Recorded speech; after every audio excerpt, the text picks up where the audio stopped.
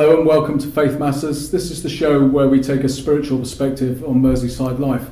I'm here in Warrington at the Christian Aid offices and headquarters, and with me is Helen Howe, who is the regional coordinator for this area and the private sector lead for the West of England, and Brian Sweeney, who's a local business person also involved with Christian Aid. Welcome. Well. So Helen, we're here to talk about the SALT initiative. You have a business background yourself. This is a business project with Christian Aid. Tell us about it. You know, what's the origin? What's it about?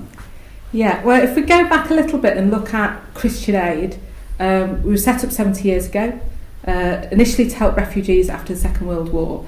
And the way in which we deliver kind of aid and do our development work has obviously changed over those 70 years. So we do a range of development work, we do emergency work, and we campaign against the structures and the systems that keep people locked in poverty.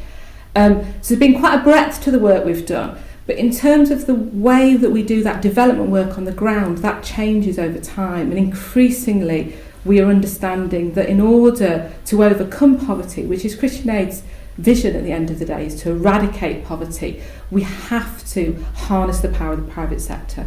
So, and we've been doing that. So we do that in our development work, and we've been doing some really interesting work over the last kind of 4 or 5 years, which looks at actually how we can help lift communities out of poverty by investing and supporting private sector overseas. And that's been a really interesting piece of work for us. And we've worked with private sector in the UK, so we've also looked at engaging with multinational companies and looking at business practices and looking at getting investment for companies. But really we feel it's a time that we need to focus and look at how we can kind of take that private sector work that we've done overseas and actually how we can really engage the private sector here with it. So I suppose there's been, in terms of drivers behind setting up this SALT business network, there's been this issue of harnessing the power of the private sector, but we also see a real willingness for business leaders to get engaged and involved with, you know, being part of the solution to poverty. So there's a willingness for them, and we feel that there's the kind of a joint learning for us and them in terms of we spent 70 years working, transforming these communities on the ground. What learning can we share with business leaders? But also, you know, what can we learn by working with them?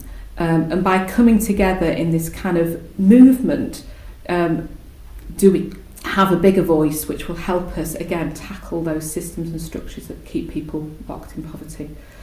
So I suppose standing back from it, what is the vision of the SALT Business Network is very much about thinking through how we can get a movement of business leaders working hand in hand with a leading NGO, and together, what is it we can do together? So looking at how we can actually impact poverty in terms of business decisions we make, how we can influence within our business communities and at government level here, and how we can bring investment to help support some of this private sector work we're doing overseas. Kind of the name of the network has taken a while to evolve, and we've settled on using SALT to be the SALT Business Network, really taking our kind of influence from Matthew chapter 5, verses 13 to 16, and looking at salt and light and how we like salt and light and how the members of the network like salt and light can bring about transformation within their sphere of influence. So how is it they can come together to use their skills, their expertise and their resources to improve the lives of others? Okay, thank you. Brian, you're a business person, you're obviously busy, I think you're a business consultant. That's right, yes. Yeah. How did you get involved in this? You know, what's the history there? Well, I suppose I'm typical of any entrepreneur, any small business owner. If there's something going on in the city, it's involved with the business community, I'm interested. So one of the business breakfasts that we had last year, I came along, Christian Aid were presenting at that. I thought, well, I know Christian Aid, everybody knows Christian Aid. The city breakfast. The city breakfast, yes, yeah, that's right. So I came along to that particular event and listened to the presentation from Christian Aid. And there was an invitation for questions at the end, and I raised my hand and asked the question. This all sounds great. I didn't know many of the things about Christian Aid. All of the things that Helen's just talked about, didn't know anything about at all. So I was as guilty, I think, as anybody else really. Familiar with the name, but not really what the organisation does. I'd always perceived Christian Aid as being, well, that's the organisation you put your money in the envelope once a year, tick that box, job done. And the other part of Christian Aid being, I work with large organisations or people with bags of money and the time to be able to sort of do something themselves. And my question was, so how does all of this relate to me, a small business owner? And the invitation was, well, we're just starting something new. We'd like you to get involved if you've got the courage of your convictions. And of course that for me strikes to the very engine room of an entrepreneur. Yeah, I've hung myself by my own petard, if you like. I need to be involved with this.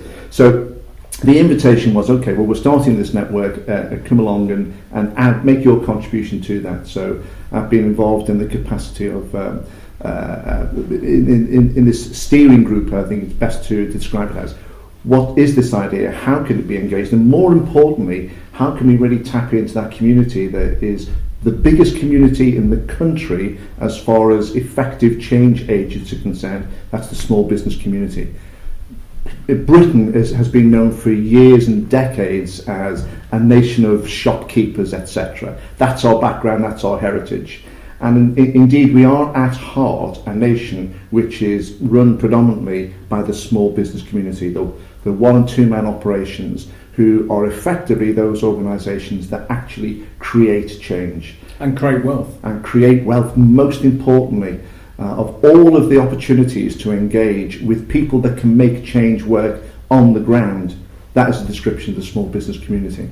That's why I think this particular initiative is a brave initiative for Christian Aid to take, because once you open the door to entrepreneurial thinking and to people who will actually want to take the invitation to make a change, stand back, because that is the community that really are the change makers.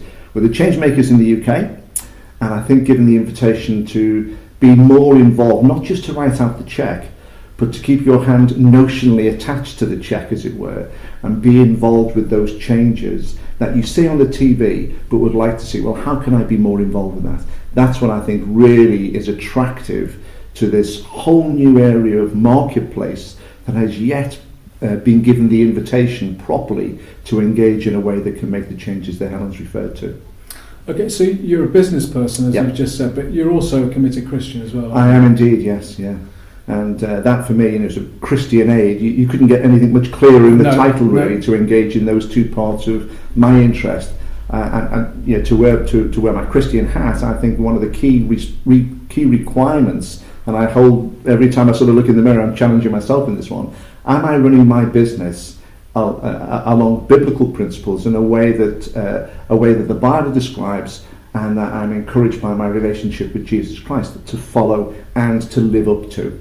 And I think that again engages with this whole concept of how can I use my resources, my knowledge, skill and abilities, and my finances to be a change maker.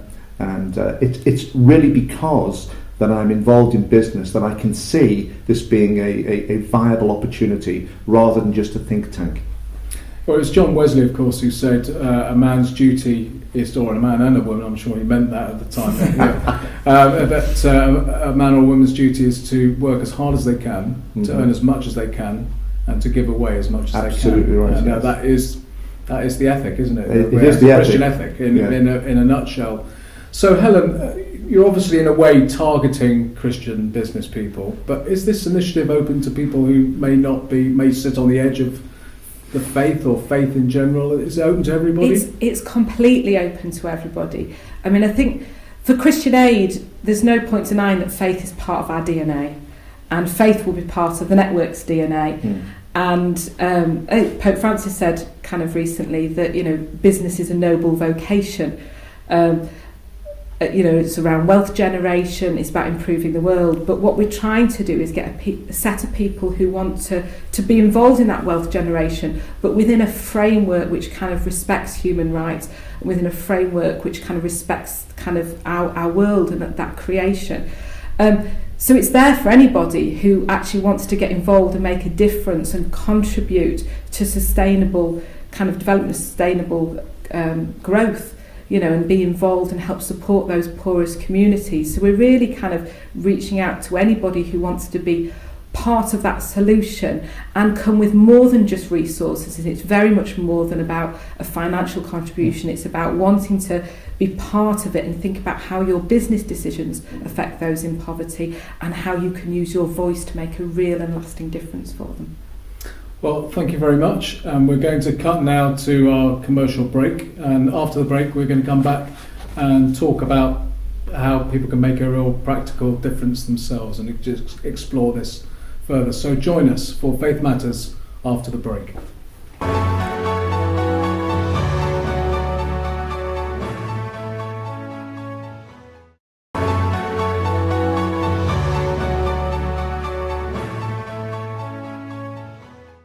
Welcome back to Faith Matters. We're here at Christian Aid in Warrington with Helen Howe and Brian Sweeney.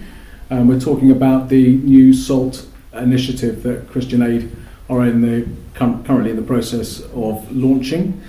Brian, why don't you just say a bit more about how, what's the nitty-gritty, the practicalities of businesses, the small to medium enterprises you talked about, but maybe some of the bigger companies that we have across this region. How can they get involved practically, and what's the payback in a sense that are businesses going to be involved with individual projects? How's this going to work? Yeah, it's a really good question, because at the end of the day, what is going to engage businesses? Well, I think the very opportunity to be able to bring what I bring to the party here as an individual, so whether I'm running my own business or if I'm an entrepreneur within a larger organisation, what sort of triggered that thought in my mind? And what I'm looking for, really, what I'd be expecting to be able for me to engage in with my entrepreneur's hat on, is what impact can I have? The impact that would cause me to focus my activities in my business to influence my customers, my staff, etc., to be engaged in a particular project that I feel as though that means something to me. Now that, to me, just plays to the natural salesman of me, if you like, that if I'm really behind an idea, then I do naturally want to share and influence that with other people through my business. So the initiatives that Christian Aid are looking at, if you like, sort of segregating to the SALT network, so SALT participants can genuinely have an influence on those particular activities, can have an impact in and through their own business, to do probably the most important thing, to generate investments to be able to make those key activities work. Now, of course, at the end of the day, that's what all organisations are wanting to do. Nothing can happen unless money is pumped in to make the engine work, figuratively speaking. But what else could I do? Well, I have knowledge, I have experience, and may be able to have some sort of positive impact using those skills. Certainly not to go out and be engaged in an engineering capacity. That's not my field at all. But what might I be able to do in the UK through my network of influence, through my contacts, those individuals who may be able to feel that in and through me they would want to engage with my business in this particular practice. That's for me probably the most important thing, that I can use my business as an area of influence to make that impact, and to really support the investment with not just money but with interest as well. Okay, Helen, bigger companies where there's a number of staff, 100 plus kind of staff. Is there a way? Are you expecting to involve the staff in a CSR kind of way in these kind of projects? How do you envisage that? Yeah, I mean, there's certainly opportunities for involving staff in this. And we know, the reality is if you're a smaller company, you may not have a CSR policy, and that's an area certainly where CSR, corporate and social responsibility. So you may not have that corporate and social responsibility policy, and as you say, and what that should be about, any good kind of CSR policy should be about trying to frame that wealth generation under these kind of bounds we've talked about, so making sure that actually what we're doing isn't impacting people in a negative way. But if you're a larger organisation that's there, yes, we can obviously help and develop that CSR policy and help you look kind of at how that links in globally and where some of those wider impacts might be that might not have been picked up. But certainly we can get involved with employee engagement, and that could be something that the whole company comes together and looks at. I mean, the concept with SALT is that it will be business leaders coming together and they will select a specific project that they would like to support. And we're going to see an example of one of those, I think, at the end of the programme. But there's also, alternatives for companies as well. So we've got a larger company who really wants to enter into a relationship where they pick their own project and select their own project they'd like to support. Then that's the kind of work we've been doing for many years, which is all about private sector partnership. So obviously if one company wants to come in and support sponsor that a particular work, project, that's something we do through our normal private sector partnership. The idea with SALT really is it's much more of a movement that it's got much more momentum, because we're going to be working hand in hand with business leaders and us as the NGO, really trying to kind of see if we can get those voices lifted and challenge some of our thinking, internally for us at Christian Aid, but also challenge at government level, start thinking about policies. We hope it's a really kind of inspirational movement for people to be part of. Okay, and what's the connection with the local church? Is there any connection with this? How do you see the local church very briefly involved? Well, at the end of the day, in pretty much every church congregation, there are business leaders. Absolutely. Now, one of the difficulties we have at Christian Aid is we come out and we involve speaking at churches and with ministers, but we don't know who those are. So if you're a business leader, if you're a church leader, and you know those individuals, it'd be great if you can highlight SALT to them. We're really keen to engage with kind of a really wide variety of business leaders. We're really keen to get as many kind of people involved in this and become our founding member base to try and help us, develop and evolve the idea. So certainly by identifying people, but we're also happy to come out and speak. If you know of a local business group or a local faith event that's happening and you want myself or somebody else from the SALT team to come out and speak to your kind of network about what we're doing, we're more than happy to do that. And you're going to have literature available, website, that kind of thing in due course? So the landing page is due to be up by the end of February, and we're hoping to launch SALT certainly in Birmingham, Liverpool, Manchester and London at the beginning of June this year. Okay, now we're going to show a short film, which is a Christian Aid film about a particular project. Do you want to just say a few words about that before we get to that? Yeah, so the film really tries to encompass what we're trying to do in terms of development work on the ground. So I've talked about trying to support local entrepreneurs and kind of budding businesses in some of these deprived communities. But it goes a bit further than that. It's not just about investing in business. What we do when we look at inclusive markets development is we look at what the growth market is in the country, and the example is that we're showing you today is about honey in Kenya. They import 95% of their honey at the minute. But we also look at the barriers that those small producers have to get into market. Look at whether they need help with processing, quality, routes to market. So we look at it really holistically. It's not just about supporting one business person. It's really about supporting a whole growth industry. Okay, so let's go to the film and watch the film, and we'll come back afterwards. The buzz of business. These bees offer the hope of a sustainable living for 10,000 small farmers, and it's you who are offering this lifeline. With your generous support of In Their Lifetime, this traditional Kenyan livelihood can become economically viable. There's a huge market for honey, both local and international. But in Kenya itself, 95% of honey consumed is imported. We have one problem within this system, our people. We don't have any other resources. Those who are here, their resource is only honey. Including other groups, we have over 100,000 beehives in the forest. But we can only tap this honey if we have the resources. Most of the honey produced in Kenya comes from log hives, and productivity is low.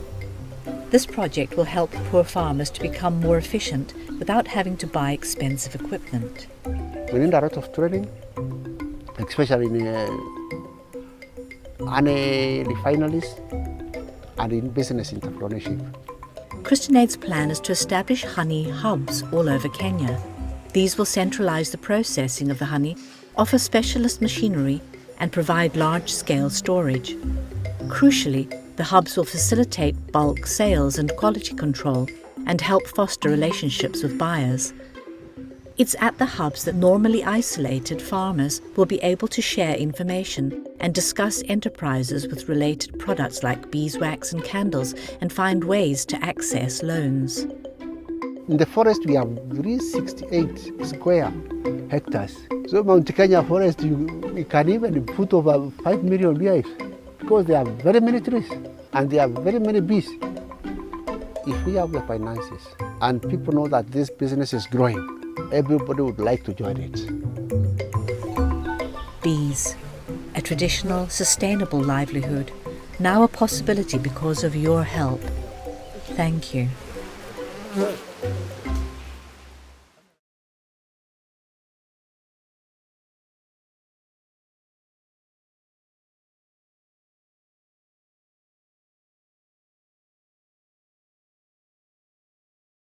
Okay, that was an interesting little film to watch. What are the next steps, Brian?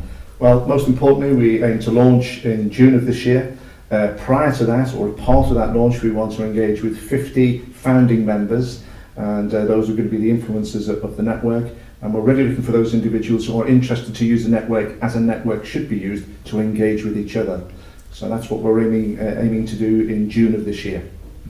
Okay, Helen, anything to add to that? Yeah, I mean, I think the network, you know, for the first year of the network, we're setting up an online forum so members will be able to talk to each other. We'll be having regional workshops as well as an annual event. So it should be a really exciting year, and it's really an opportunity to get in and actually be part of this and help shape it. And an email address where people can get in touch with you? Is salt@christian-aid.org. salt@christian-aid.org. That's right. Okay, thanks so much for coming on the programme, and it's been pleasure. great to talk to you today, and look forward perhaps to hearing some more in the near future. And thank you for joining us on Faith Matters, and see you next time.